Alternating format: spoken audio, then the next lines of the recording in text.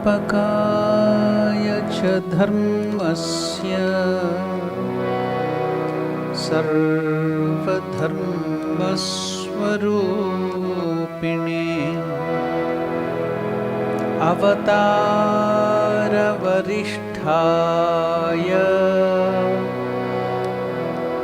रामकृष्णाय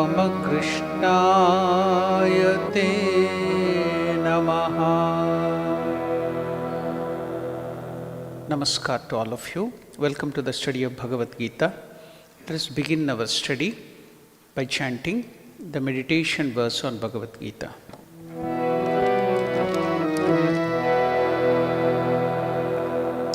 Om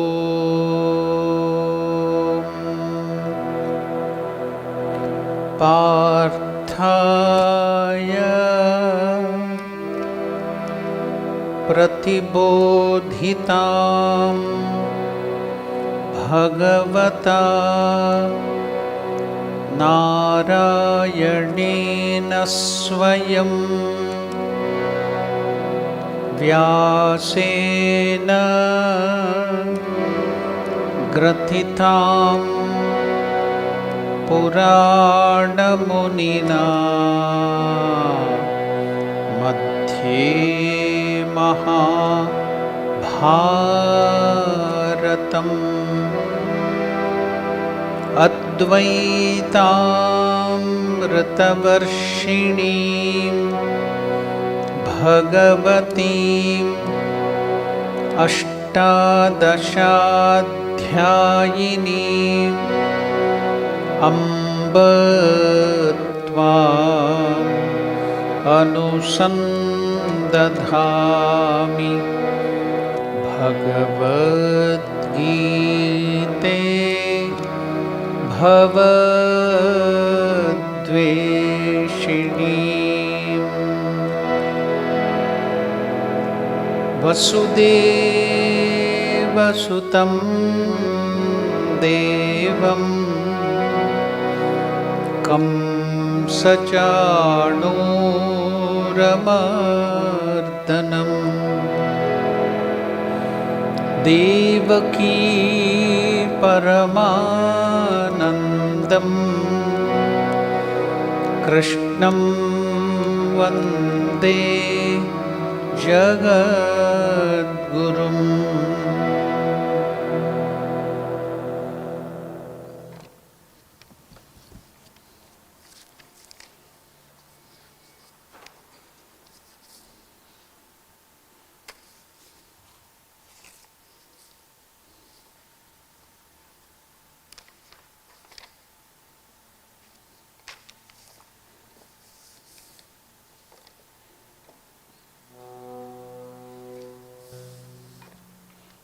We are studying the 29th verse in the second chapter. Somehow, so much of material on this verse and deeper meaning is coming out that we cannot move from this 29th verse to the 30th verse. Maybe today too, the whole class, we may have to discuss about this 29th verse. So, on this wonderful verse where it describes the Atman within us as Ascharya, wonder. Let us chant this verse. Ascharyavat pashyati kaschit enam ascharyavat vadati tathaiva chanyaha ascharyavatchainam anyashrunoti shrutvaapyenam vedana chaiva kaschit. The 29th verse.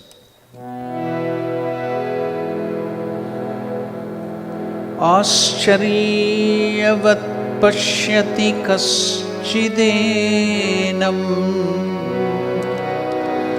Ascharyavat pashyati kaschidenam Ascharyavat vadati tathaiva chanyaha Ascharyavat vadati tathaiva chanyaha आश्चर्यवच्चैनमन्यः शृणोति आश्चर्यवच्चैनमन्यः शृणोति श्रुत्वाप्येनं वेद न चैव कश्चित् श्रुत्वाप्येनं वेद न चैव कश्चित्.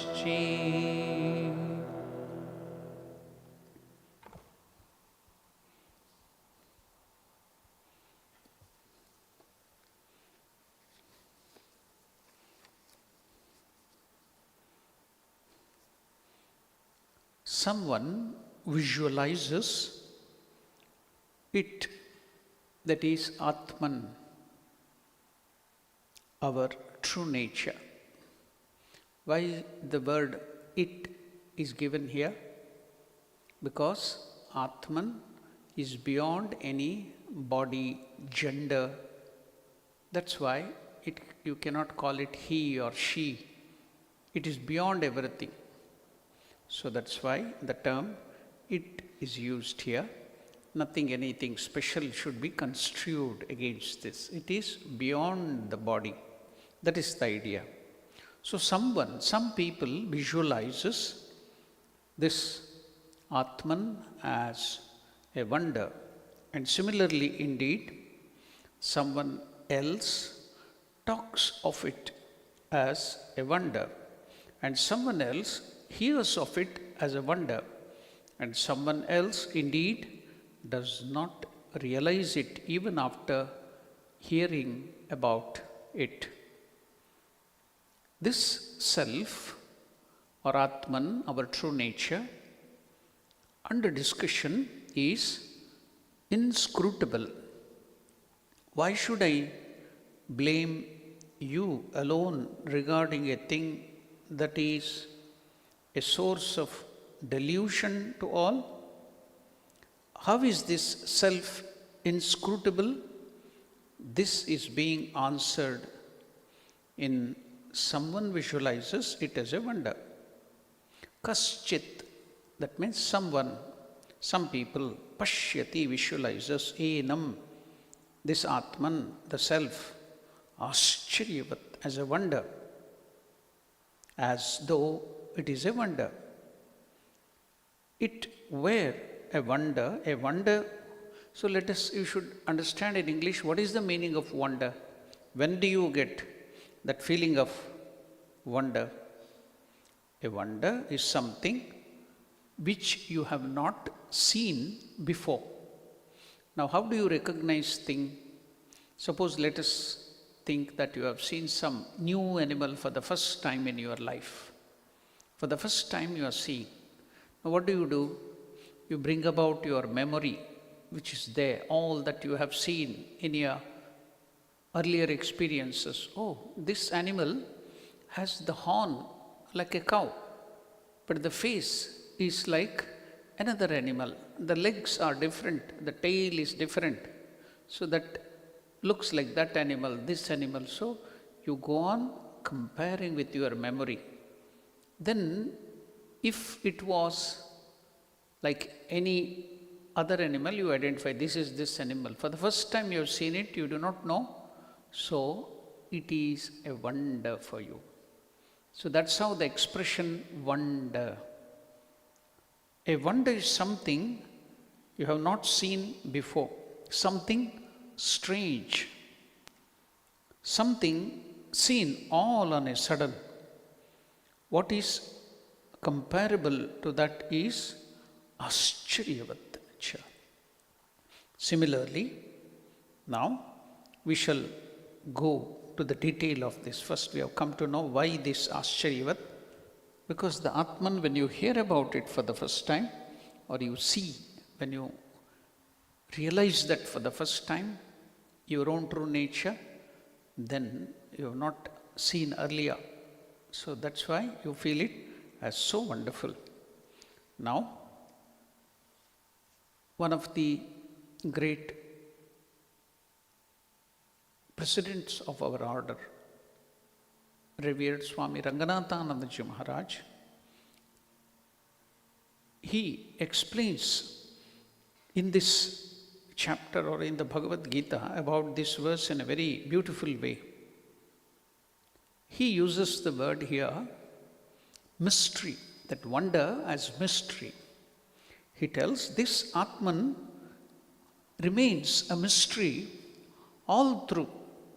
Even after you realize it, it is still a mystery all through.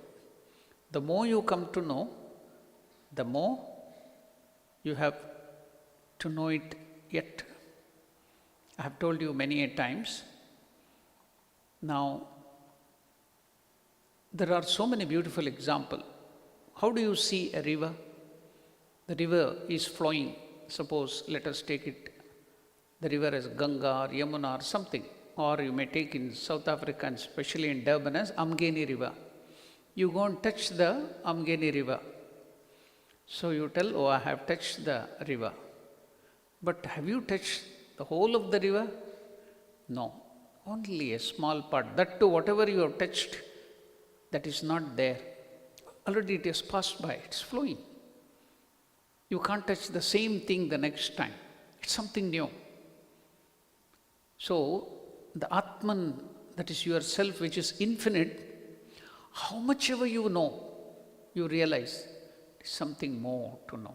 You'll be reading, suppose take one book, Gospel of Sri Ramakrishna or anything. Today you have read something, tomorrow, maybe or the day after tomorrow, or after 1 month, you will read the same page again, let us hope. Then you will see, Array, this I couldn't remember that I have read. There is some new meaning about it. You have read, you know everything, but you will get newer and newer meaning. You will be, that array is surprise, wonder. That is the wonder. So this Atman remains a mystery all through, because it is infinite. You cannot finish it off. You cannot completely exhaust it. You will find new, because it's infinite. If you finish it, if you complete it, then how can you call it as infinite? It becomes finite. But it can be cleared, it can be realized by appropriate method. So, how can it be realized by appropriate method? Now, by the help of Guru, who has already realized that. So now, let me tell you, coffee, you drink coffee. You never knew coffee, it could taste so nice. If you just take coffee, it is so bitter. Until you mix that with, it meets with milk and sugar. Then it becomes so tasty, coffee.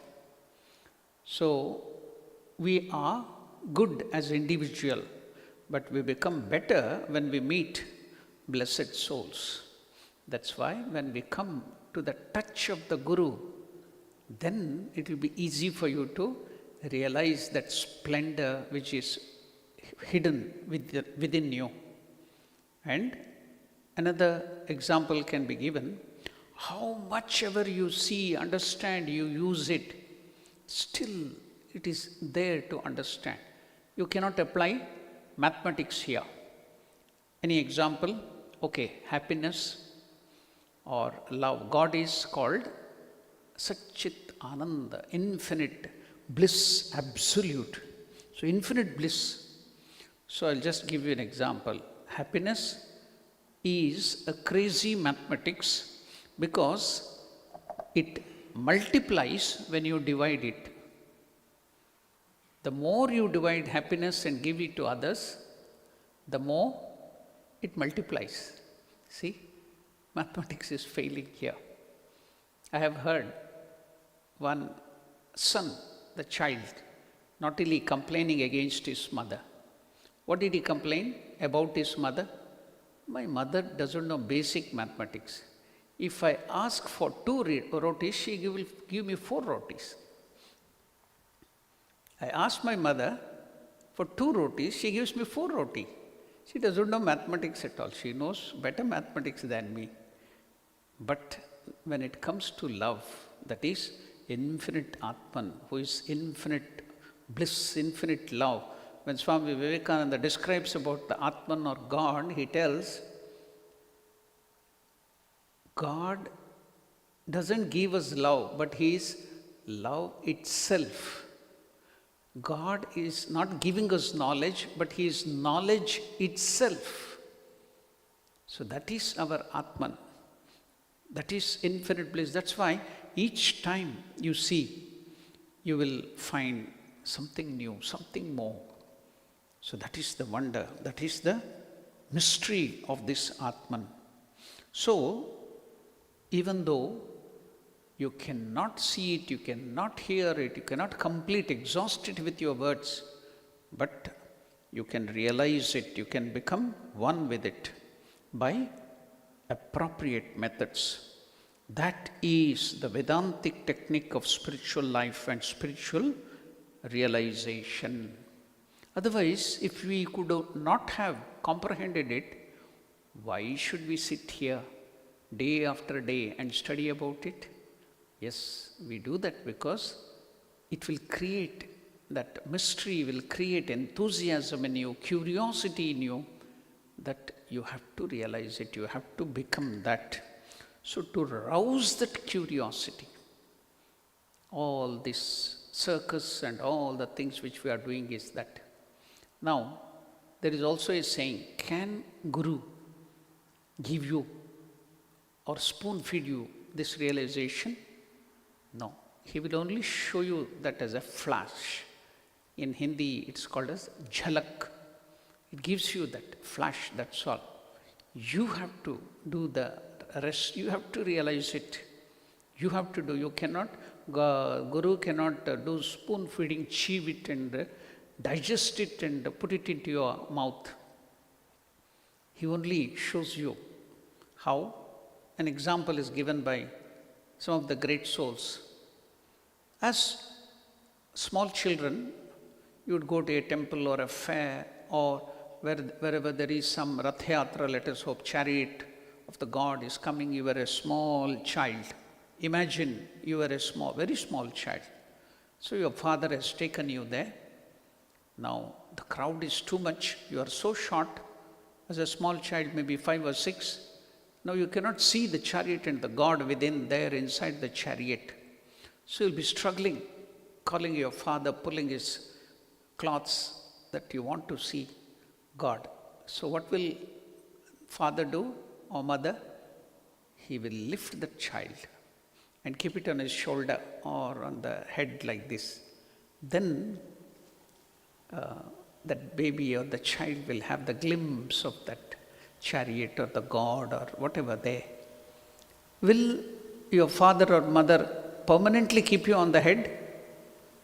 No. For few seconds or minutes, then he will put you down. Then you will get restless. I want to see more. Each time father cannot lift you up to show. So what happens?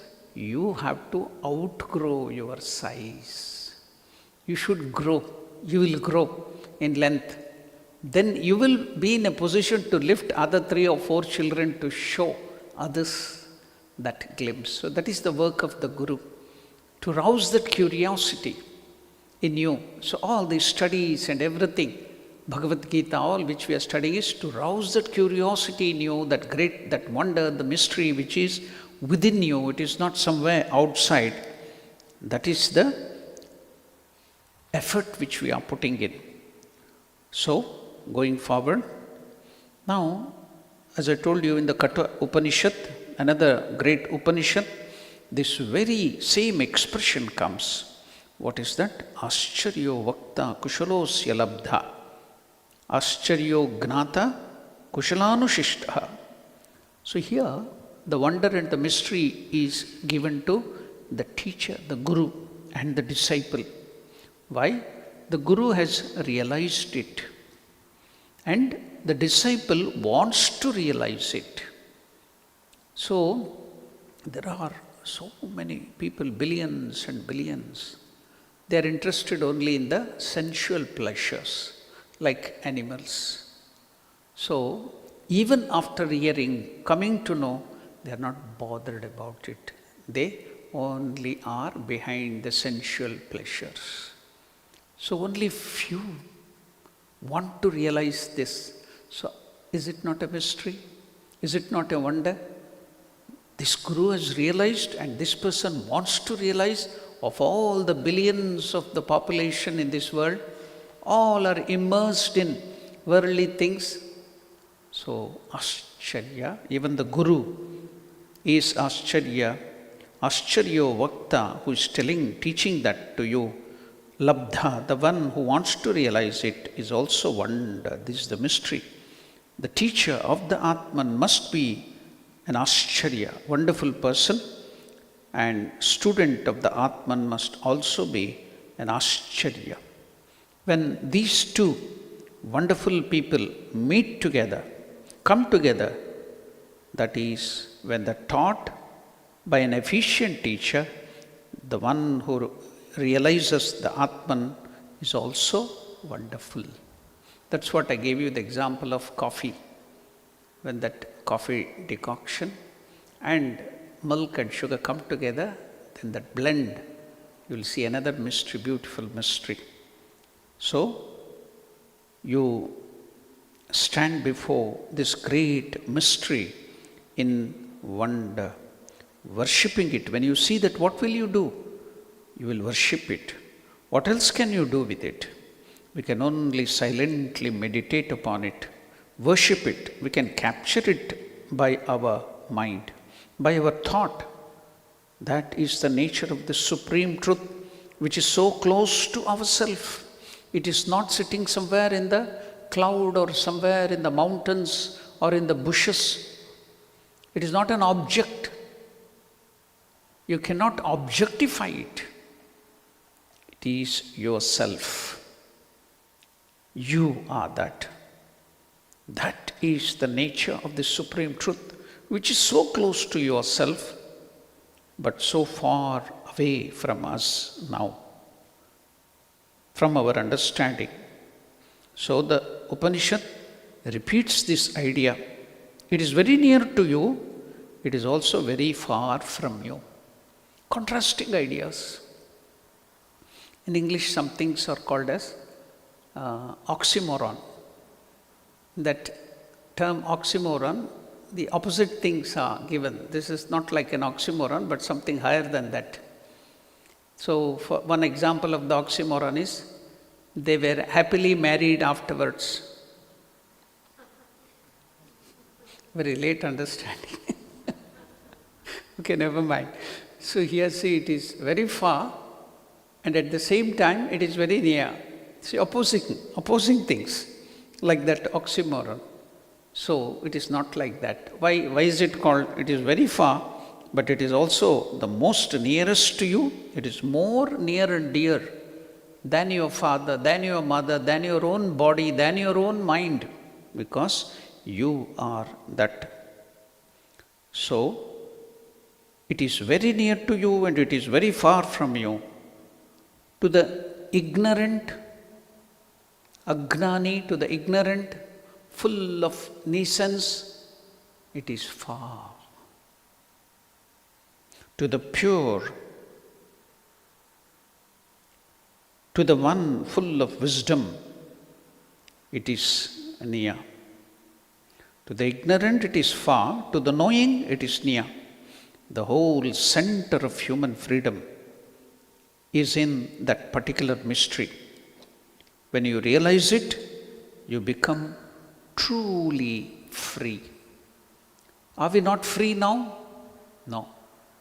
Then what is this freedom? We fought with the apartheid and got here. It was only political freedom.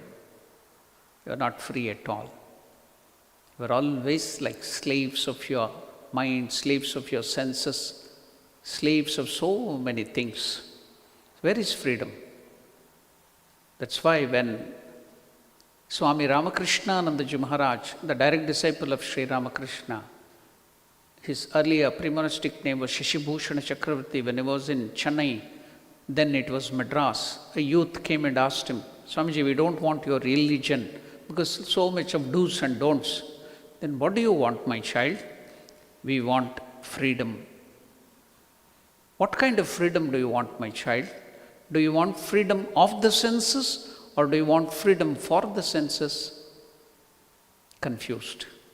What do you mean by freedom for the senses? We all want freedom for our senses and mind, that's all. But true freedom is freedom of the senses. You will get complete freedom if you realize this true freedom. So, to the ignorant it is far, to the knowing it is near. It is the whole center of human freedom is in that particular mystery. When you realize it, you become truly free. Other freedoms are necessary, but this freedom is the freedom of all freedom. A small child, 6 or 7-year-old child, want to get freedom. So because everything, even the dog, if you tie down with a chain, it will be shouting, it wants freedom. Everything wants freedom, you see.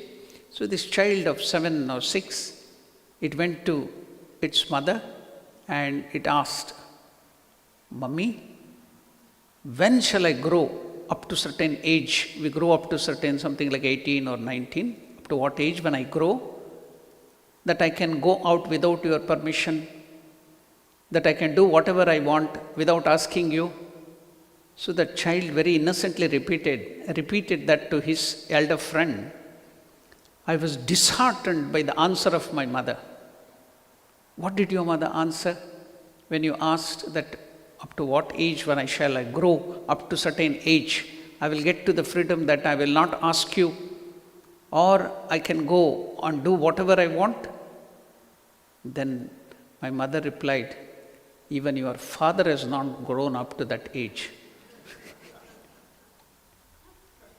Let alone you, even your father has not grown to that age that he can do whatever he wants. He has to take my permission. When that is the case, when are you going to grow? So this is our freedom. We have no freedom. So, but when you realize your true self, that is the Atman, other freedoms are necessary. You want that freedom.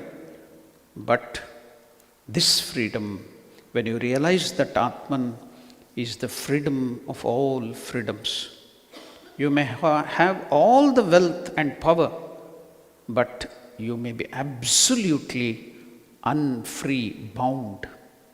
But with this knowledge, with this realization of your true nature, even though you may not have material possession, you may be the poorest of the poor, but you will really be free in the truest sense of the term.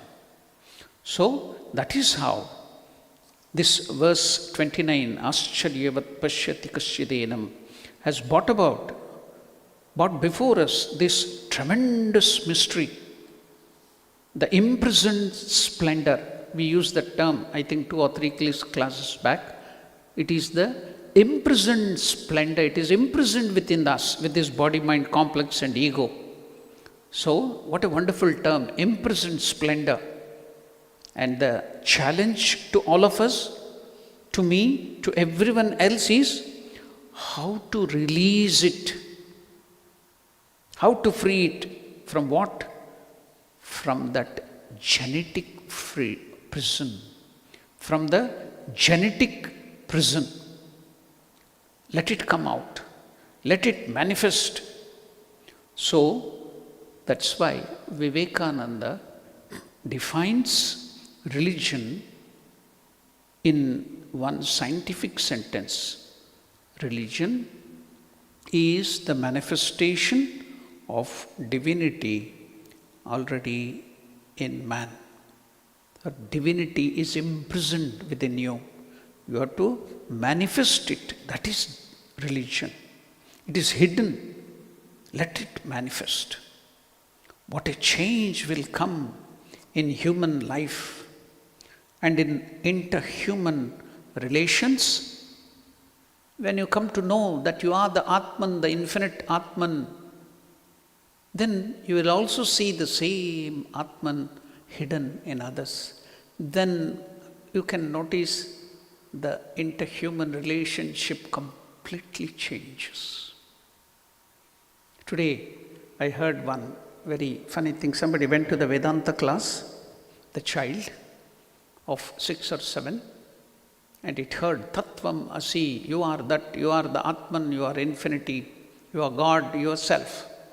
The child became very happy. So, I've come to know something great. It went back to the mother, it became so egoistic. I am God myself.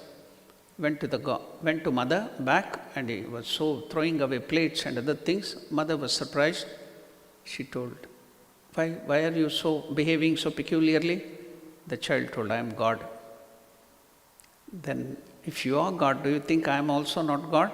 If you are child God, I am mummy God. The God of all your mummy, I am your mummy. So she too had gone to Vedanta class. So if you behave very well, then I will give you food. Otherwise, your God inside will not get the food. So, that is not the way to understand. When you realize God within you, when you see God within you, realize that splendor, imprisoned splendor, then you will start seeing the same thing and respecting everybody, seeing that Lord within. That is the reason why Swami Vivekananda has given that clarion call, Shiva Gnane Jiva Seva. Seeing that Shiva or God or Atman in everybody, when you see God, realize that, what will you do? You will worship it. What is worship? How this term in Sanskrit, bhakti, comes from bhajana, bhaj, it comes from the root word bhaj. What is the meaning? What is the meaning of this root word bhaj? Bhaj means sevaya. Bhakti or worship is seva, service. You can't keep quiet, you will serve. So that's why it manifests in the service of the poor, service of the needy, service of everybody. When you see that hidden splendor in everybody, can you keep quiet? So it will manifest in the form of service. Otherwise, you may know it in a, intellectual way, then you can't.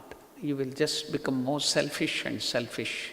You want everything for yourself. The moment you realize, then you will see the Lord everywhere. And it will now, there will be change in interhuman relationship. That is very, very important. Then your behavior changes. That's why, what is the use of realizing this? This world will become a better world. Everybody's behavior with other will improve. Then this very world will become a heaven. Then there will be no war. America attacking Iran, Iran attacking that country. Because you see that hidden splendor which is within you, in everybody. How can you attack others? How can you trouble others? That is ahimsa, the highest form of ahimsa. So see, now Swami Vivekananda tells, simply eating some vegetarian food is not ahimsa. But you may be deceiving so many other people in the business, you may be eating only grass. So what is the test of ahimsa? The true test of ahimsa, says Swami Vivekananda, is absence of jealousy.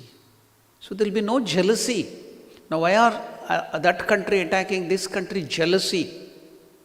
There is one more, this thing I saw today, one caption and some of this thing. Why is America attacking Iran? Because it has nuclear power. Then why does America doesn't attack Russia? Because it has nuclear power.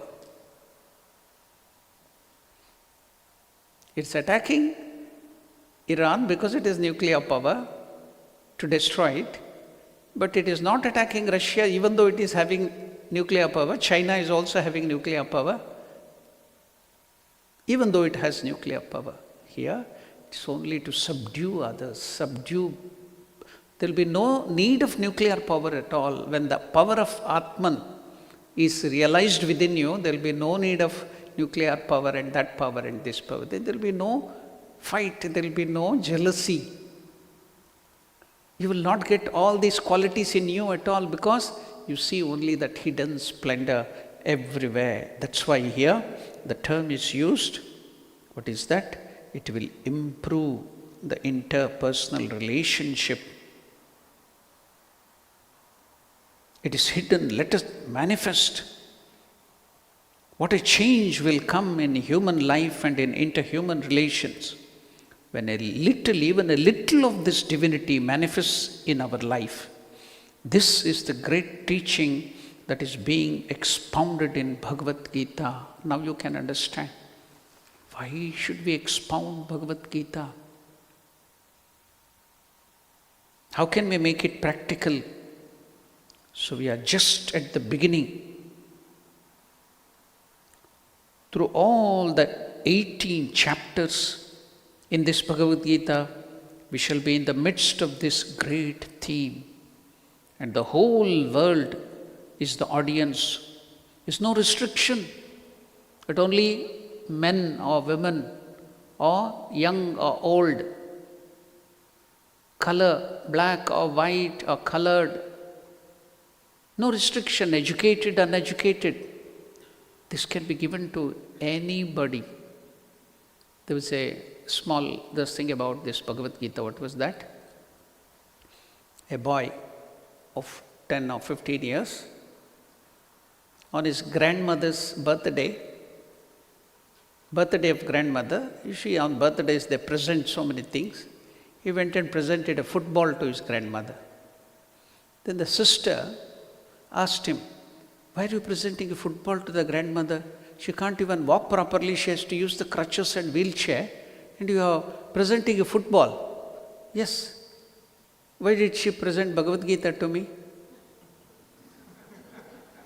She presented Bhagavad Gita to me on my birthday, so I presented. That's why to take revenge I have presented football on her birthday to her, because she doesn't use it. I don't read Bhagavad Gita.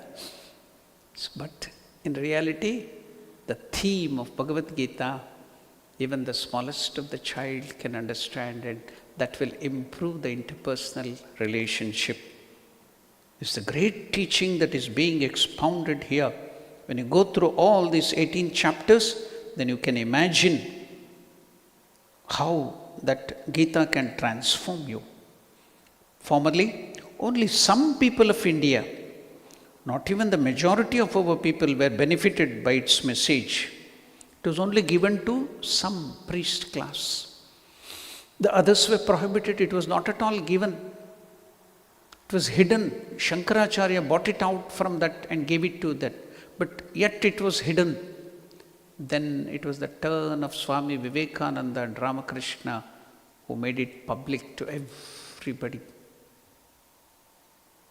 It was Vivekananda who took it to America, he took it to everywhere, Europe. He spread it all, not to only the priest class, to everybody, irrespective of whatever he might be. So formerly, only some people of India, not even the majority of our people, were benefited by its message. Today, the whole world is increasingly eager to get a copy of Bhagavad Gita. Without anybody's effort, nobody is trying to convert or this thing, but the Bhagavad Gita is the highest sold book everywhere. The other people, their book, they publish it and forcefully, with that money, they gave it to others. But Bhagavad Gita, nobody is forcing. But in spite of that, why? Because of that knowledge and the wisdom which will be released in your life the moment you get that knowledge. Now, Swami Ranganathanandaji Maharaj is telling, recently a seeker from Sofia, the capital of Bulgaria, wrote to me, that is the Swamiji, we don't know anything. We have got 1 or 2 books here. Please send us some other books. We are hungry for these ideas.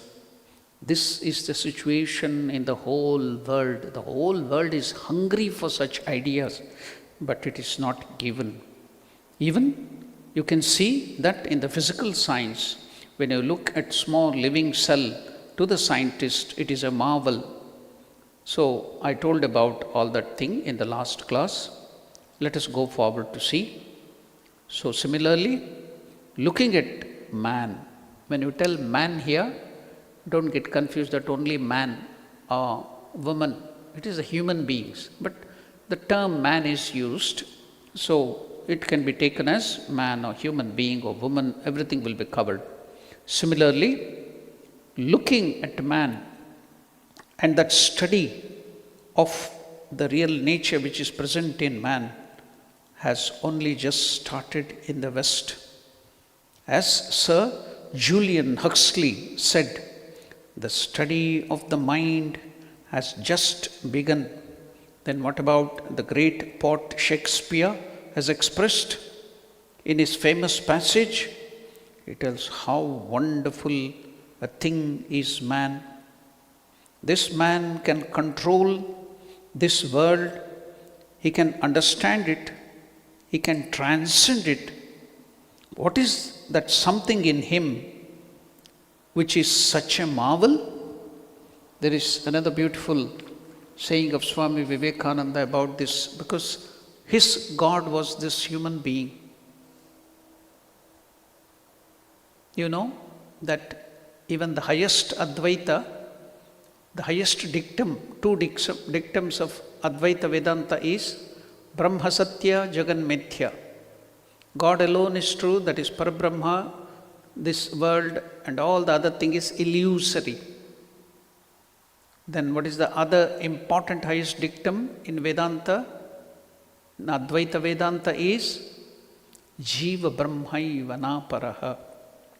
There is no higher God or anything other than the living being. So you are the highest form, highest manifestation of God is human being. In animal, in everything, even in non-living things too, the same God exists, but the manifestation is less. But in you, in the human being, his manifestation is the highest. There is no higher manifestation. That's why Swami Vivekananda dedicated his life to the service of the humanity. So I will take you through one beautiful saying of Swami Vivekananda. What is that? Man is but a speck of the microscopic dust in the vast immensity of space. Man is but a speck of the microscopic dust in the vast immensity of space, but given the power of reason and logic, he can comprehend the whole universe. So, now we can see man can control things in Mars sitting in Earth with the power of reason and logic. So you can see how powerful even the physical, the mental, the psychological strength you have. If that is so wonderful, Ascharya, then when you are complete, when your full energy is released, the Atman is realized, then imagine the power you will be manifesting within you. Now, to know about that special great thing about yourself, I read an article. Oh God, no application was made. There was no recommendation from anyone. Yet, this healthy body was received. I have received this healthy body. From head to toe, every moment, blood flows. Who knows what device has been installed? That the heart beats continuously. 2 eyes, like 2 cameras, with thousands upon thousands of megapixels, capture the scenes of the world. A tongue that can perform tens of thousands of tests. Just like in the laboratory, it identifies, tastes the chemicals. A tongue that can perform tens of thousands of tests. A skin sensor system that allows us to experience hundreds of sensation, heat, cold, even light. If you're closing your eyes, if you get the light, you can feel it. So such is your skin. A vocal system that produces sounds of different frequencies, and ears, a device that encodes and decodes those frequencies. These are the special features of your body. A body 75% filled with water. In your body, 72% or 75% is just water, liquid. Despite having millions of skin pores in your body, water never leaks out of your body. I can stand upright without any support. Now, when you take your car or any vehicle, what happens? The tires wear out when they run. But have your sole of your feet worn out any time? What is the mechanism? The soles of my feet, even after walking a lifetime, haven't worn out till today. What an amazing creation. Oh God, you are its operator, you are the creator. So now, if this is just with this body, then think of the strength of your mind, think of the speciality of that who is within you, who is doing all these things. So you are that. So all this has been created just to give some experience to you. For your enjoyment, everything has been done. Because of your karma, you have created this. That is the strength which is within you. So, that is the one which we are trying to realize. The study of the brain itself is a tremendous marvel. How the brain operates, how the various cells work together and then produce a coherent life and reaction to the world. All these are subject of marvel. But the most marvelous is what the Upanishads are dealing with. That is the infinite Atman that you are. Behind this body-mind complex, which is so tiny, that is our body-mind complex, which is so tiny, which is so contracted, an organism compared to the world outside, yet within that is something tremendous. That is the biggest challenge before modern thought. Indian thought faced it successfully. Our Hindu thought faced this successfully, this challenge successfully long, long ago. That is what you find expressed in these verses. Ascharyavat paschati kaschit enam. When those rishis, thousands of years back, when they realized that, that's why they are finding it as marvelous. These are all the realization of those great rishis. After realizing that, they are expressing what ascharya, what a marvelous thing which is within us. They are explaining that. So, what can we find? What can we decipher by this? Yet within that is something tremendous, that is biggest challenge before modern thought. Indian thought or Hindu thought faced it successfully long, long ago. That is what you find expressed in these verses. Ascharyavat paschati kaschit enam. Sri Ramakrishna used to say, this is a wonderful expression which Sri Ramakrishna tells. Now, have you seen Shiva? The image of Shiva? Either he will be meditating on his own self. What is he meditating? He is God himself. Whom will he be meditating? He is meditating on his own self. So the other posture of Shiva is Nataraja, dancing posture. This is the only two posture you see about Shiva. So looking at this, Sri Ramakrishna used to say, Shiva realizing his own infinite Shiva nature.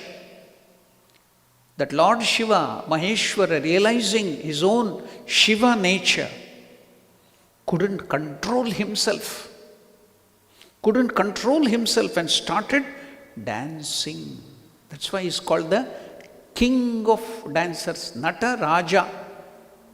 Doesn't he have any other work to do? Will be dancing always? No. He cannot control himself after realizing that Shiva nature, the Atman, the tremendous hidden power, couldn't control himself and started dancing. When do we dance? You see, haven't you noticed the children, small babies? They will be dancing always. Why? No bondage. Why are we not? So much of bondage. What will that other person think? What will the society look at me if I do that? You are bound by so many things. The children don't have bondage. That's why every step of a child is a dance. Every step in the nature, the animals, they dance. And what do the great dancers in Kuchipudi or Bharatanatyam or any other dancer? They copy the movement of these children and the animals. It's just your copycats. Everything that you do in the dance system like Bharatanatyam or Kathak, Kuchipudi or Odissi or whatever Western dance, you are just copying. But it is natural here. That's why it's called Nataraja. Generally, you dance when you overflow in energy. Then only you will dance. If you are weak in energy, can you dance? You will never dance. When you are miserable, when you are weak in energy, will you dance? No. An expansion of energy within will make you dance. Shiva's dance is a result of that. Shiva himself is amazed to see that Shiva nature within himself. He is Shiva, the infinite one. So these are the beautiful ideas coming out of this profound discovery of the self of man. And all that is hidden in you, manifest it, realize it. That is what Bhagavad Gita is telling. Do not grieve, do not worry, do not cry, do not grieve. Realize that great truth which is within you. See this about that Lord Shiva. That's why even our statement is Shivoham, Shivoham. What is that Shivoham is? Shiva Aham. I am Lord Shiva. Shivoham. Chidananda Rupa Shivoham, Shivoham. I am that Shiva, I am that Shiva. I am that Atman, I am that Parabrahman. Vivekananda says in the complete works, no books, no scriptures, no science can ever imagine the glory of the self that appears as man. See that wonderful statement. No books, no scriptures, no science can ever imagine, even imagine the glory of the self, the Atman that appears in man. This is a remarkable reality. Normally, we are creaturely individuals with very limited powers, we think so. But we suspect that there is something very profound within every human being. That suspicion turns into a marvel. That curiosity, that suspicion turns into a marvel. See, why the human beings, you see, they want to earn more money, so much of greed. They will make profit or they will make property which 14 generations can eat and enjoy. Why is it? Even after getting so much of money, he wants to still get more money, more enjoyment. Why? Because your nature is infinite. You are infinite joy. You are not satisfied with the small, puny joy. That's why you want more, but you are going in the wrong direction. That's all. That's why you want everything. Greed, that, I want this. Why? Because your nature is infinite. So you want everything, but you are searching for that in the wrong place and the wrong time. So we suspect that there is something very profound within every human being.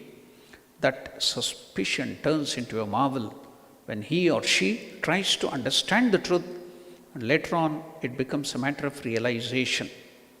It was in the 18th century when the French philosopher And mystic Pascal said, in space, the universe engulfs me. See what a beautiful statement, profound statement. In space, the universe engulfs me and reduces me to a pinpoint. Reduces me to a pinpoint in the space. But through thought, I understand that infinite universe. In space, the universe engulfs me and reduces me to a pinpoint, but through thought, I understand that universe. What must be my true dimension then? What must be my true dimension then? Am I merely a speck of dust? No, that speck of dust contains a tremendous splendor. That is the Atman, that is your true nature, the subject of this marvel, the wonder. It is this experience of the world through the sense organs is wonderful. Million times more wonderful will be that experience of the Atman imprisoned within you. That profound truth has fascinated the Indian mind for centuries. Hindus and especially people in India have dedicated their life from time immemorial to realize this. What did the Westerners do? They wanted to find gold. They wanted to find more and more wealth. They went and they did all their traveling, looted, and they went and colonized. Why? They wanted the external splendor. But our rishis and munis, they wanted this internal splendor. They dedicated their whole life and time to this, and that's why you have this. That profound truth has fascinated the Indian mind for centuries. After the Upanishads, our people were inspired by this discovery. What is that? I must know this truth. That is why so many people went to the forests and caves for meditation. They gave up everything and they went to the forests and caves for meditation just to realize this profound truth. None of the technologies of physical science can help us. See, every day you are finding newer and newer things to increase your joy, increase your happiness. So many new technology, so many new gadgets have come and they are still coming to increase your happiness. Question yourself, has it increased?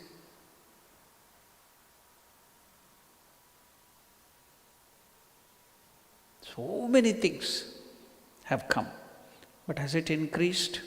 No, rather it is decreased. So none of the technologies of the physical science can help us there. And so you find rock caves here, there, all over India. And in history, India produced a Buddha,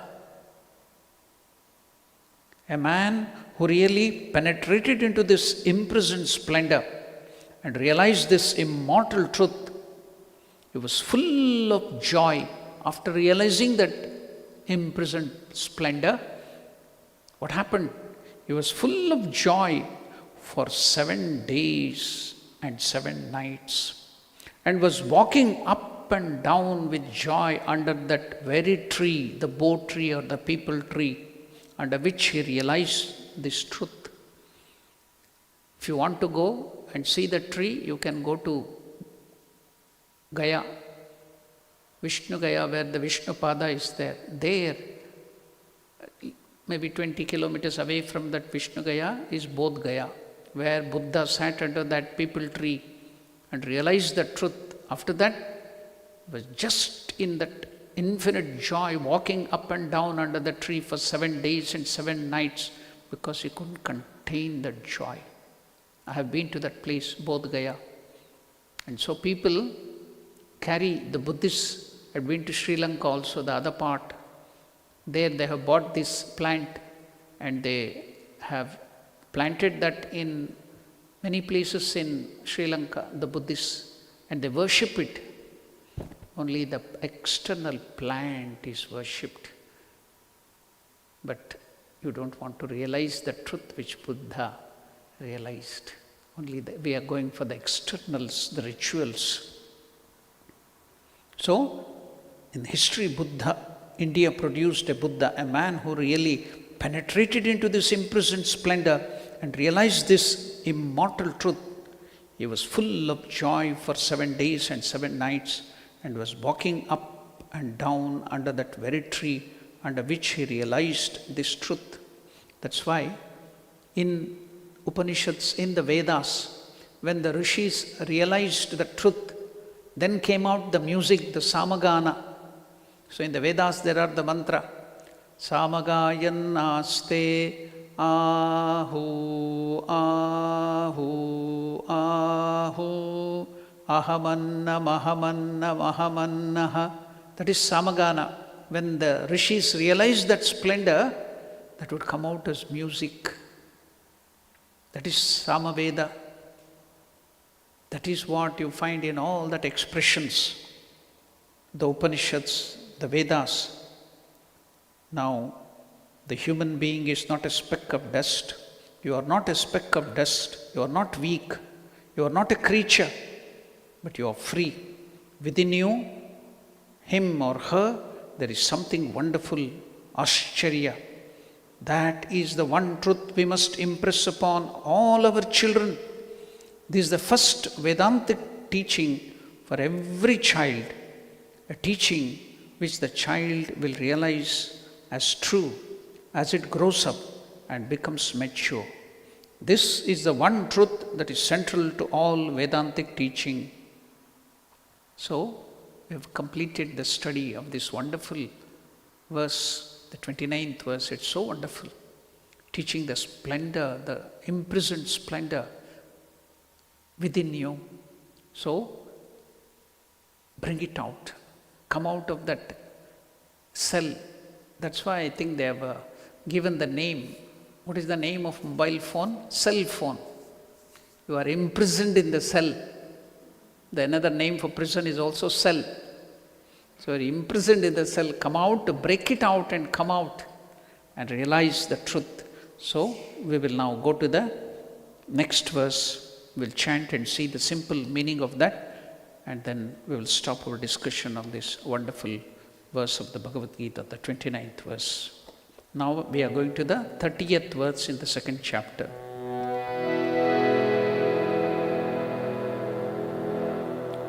Please chant this verse after me. Dehi nityam avadhyoyam. Dehi nityam avadhyoyam. Dehe sarvasya bharata. Dehe sarvasya bharata. Tasmat sarvani bhutani. Tasmat sarvani bhutani. Natvam shochitum arhasi. Natvam shochitum arhasi. Again, the Lord is telling you, you don't have the right to worry or grieve. Natvam shochitum arhasi. You don't have the arhata, you don't have the right to grieve. Do not grieve, do not worry. You are that Atman, which is infinite joy. How can you worry? When Swami Vivekananda was smiling and talking there in America, some of the people there, the priest and the pastor, you are a pastor, you are infundis, in Zulu you call infundis. So you should not be smiling and be so this thing. Why? Because you should be serious with a popo face. That was what the Westerners told Swamiji. He told, how can I'm thinking and meditating of God who is infinite joy, and how can I be sorrowful and serious? What I think, it should come out.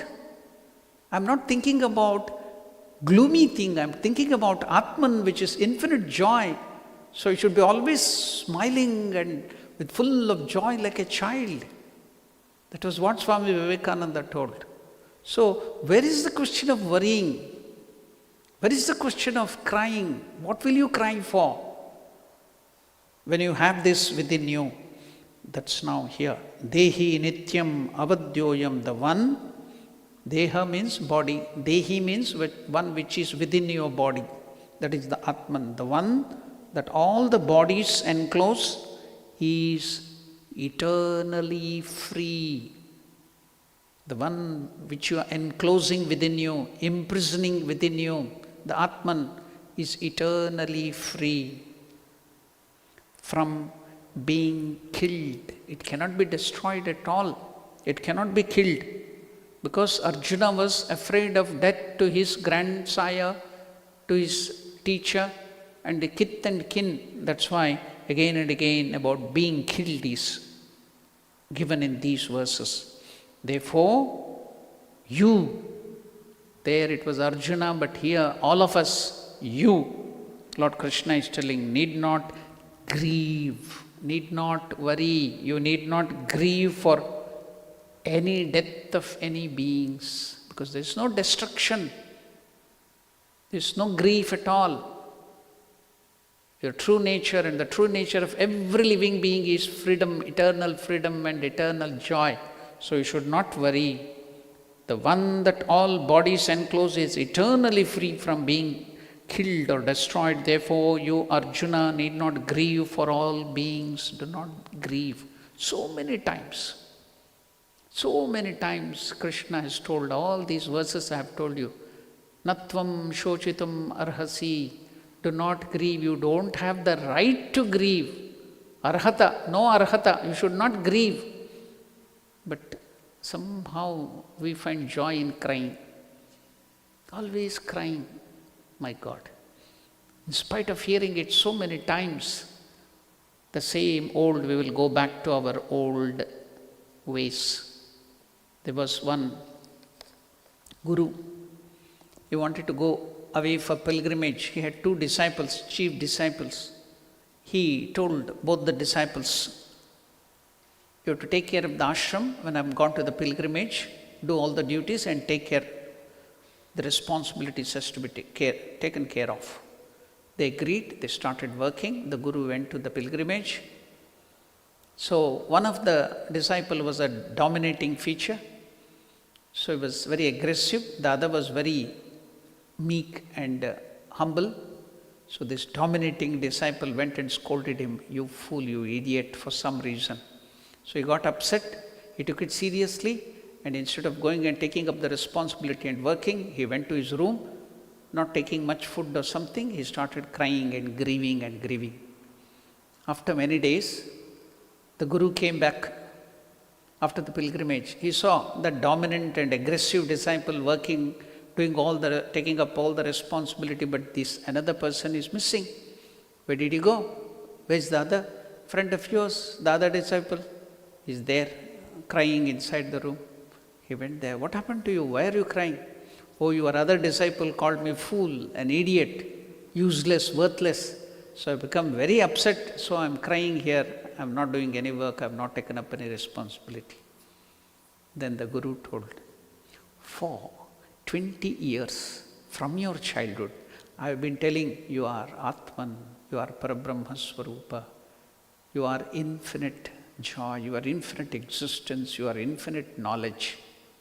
I've been telling past 20 years again and again the same thing. You are the child of God, you are the child of immortality. You didn't take it seriously. That useless fellow told that you are a fool, you are an idiot, and you took that seriously. That is what we are doing. When somebody calls you something, you take it seriously and cry. But Krishna is telling you, the scriptures are telling you, our elders have been telling you from the beginning of your life, and you don't take that seriously and cry. So hear the words of Lord Krishna. Bhagavan himself is telling, Natvam shochitum arhasi. You don't have the right to grieve. Be always joyful and happy. Spread that joy to others. One of the statements of Swami Vivekananda is, go and, before coming out of your room, go and look at your face in the mirror. If you have a gloomy face, don't come out of your room. Why? You don't have the right to spread that gloomy face or sorrow to the other people. Bring a smile on your face, joy on your face, and then come out of your room. Why? When somebody looks at you, they should get that contagious joy. Otherwise, they look at your face, they too will lose their joy, and they will also start crying, because that is contagious. Don't spread your disease of sorrow to others. This is the word of Swami Vivekananda. So, Krishna is telling that in another way. Vivekananda is giving it in the modern language. Natvam shochitum arhasi. Any time you get that sorrow, unhappiness, think of those words of Lord Krishna. Natvam shochitum arhasi. I don't have the right to grieve. I should not grieve. The Lord has told me, because I am Atman, I am Paramatma Swarupa, I am the child of immortality. We will close our study with one of the meditation verses on Bhagavad Gita.